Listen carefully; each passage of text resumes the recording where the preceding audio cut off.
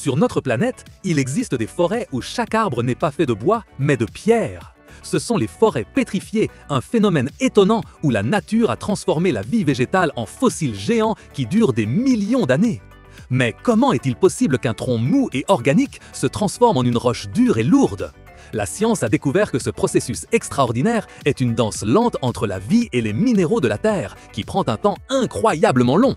Pour qu'un arbre se transforme en pierre, la première chose qui doit arriver est qu'il meure et soit rapidement enterré. Il ne suffit pas qu'il tombe, il doit être recouvert par quelque chose qui le protège de l'air et des organismes qui le décomposent. Cela se produit par exemple lorsqu'une inondation charrie des sédiments et de la boue, ou lorsque la cendre d'un volcan proche l'ensevelit complètement.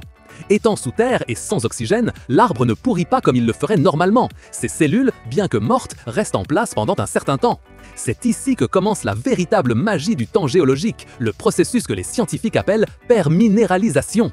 L'eau joue un rôle clé. Avec le passage de milliers et de milliers d'années, l'eau souterraine s'infiltre lentement à travers la Terre. Cette eau n'est pas pure, elle contient de nombreux minéraux dissous, surtout un appelé silice, qui est le même minéral qui forme le sable des plages. Peu à peu, l'eau avec la silice entre dans le tronc enterré, pénétrant chaque minuscule espace et chaque fibre du bois. Imaginez que le tronc est une éponge très fine. À mesure que l'eau minérale se déplace, la silice dissoute commence à se déposer et à se cristalliser à l'intérieur de la structure cellulaire de l'arbre. C'est comme si le bois original était un moule et que la silice remplissait ce moule, reproduisant chaque détail, chaque anneau de croissance, même les plus petites cellules. Ce n'est pas que le bois se transforme directement en pierre, mais que les particules de bois sont remplacées, atome, par les minéraux. Cela n'arrive pas vite. L'infiltration de l'eau, la dissolution du bois et le dépôt des minéraux sont des processus lents qui nécessitent des conditions stables. Ces processus peuvent prendre des centaines de milliers d'années juste pour qu'une partie de l'arbre se pétrifie. Pour qu'une forêt entière se transforme en pierre et se maintienne ainsi jusqu'à nos jours, il faut des millions d'années. Une fois que la silice a remplacé tout le bois, l'arbre est maintenant un fossile, mais pas n'importe lequel. C'est un fossile entièrement fait de pierre. La patience de la nature est étonnante, n'est-ce pas? Il est difficile d'imaginer des processus qui durent si longtemps. Qu'est-ce qui vous semble le plus surprenant dans cette transformation? Nous voulons lire votre opinion dans les commentaires.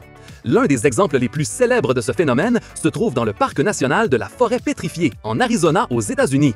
Là-bas, d'immenses troncs d'arbres ancestraux, certains atteignant 60 mètres de long, gisent comme des statues de pierre aux couleurs incroyables. Les géologues ont étudié ces roches et ont découvert que ces arbres ont vécu il y a plus de 200 millions d'années, à une époque appelée le Trias supérieur. À cette époque, cette région d'Arizona n'était pas le désert sec que nous connaissons aujourd'hui. C'était un immense marais plein de vie. Le climat était tropical et humide et la flore incluait des fougères géantes, des conifères et de nombreux types d'arbres déjà éteints. Les sédiments des rivières anciennes et les éruptions volcaniques ont rapidement enterré ces forêts, initiant le long processus de pétrification. Les roches qui les entourent contiennent également d'autres fossiles, comme ceux de dinosaures, de reptiles et de poissons qui vivaient aux côtés de ces arbres. Ces témoins de pierre sont comme des livres ouverts pour les scientifiques. En étudiant les anneaux de croissance des arbres pétrifiés, ils peuvent connaître le climat ancien.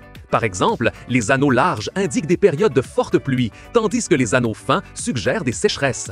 Les types de bois préservés leur indiquent quelles espèces de plantes existaient et comment elles ont évolué. Même les minéraux qui ont remplacé le bois, comme l'oxyde de fer, nous révèlent des détails. Ces minéraux sont ceux qui donnent aux troncs pétrifiés leur couleur vibrante de rouge, d'orange et de jaune, créant un spectacle visuel impressionnant. Les forêts de pierre nous enseignent la résilience de la nature et comment elle peut préserver sa propre histoire de manières inimaginables. Ces témoins de pierre sont un fossile géant, une capsule temporelle qui nous connecte directement à un passé de millions d'années.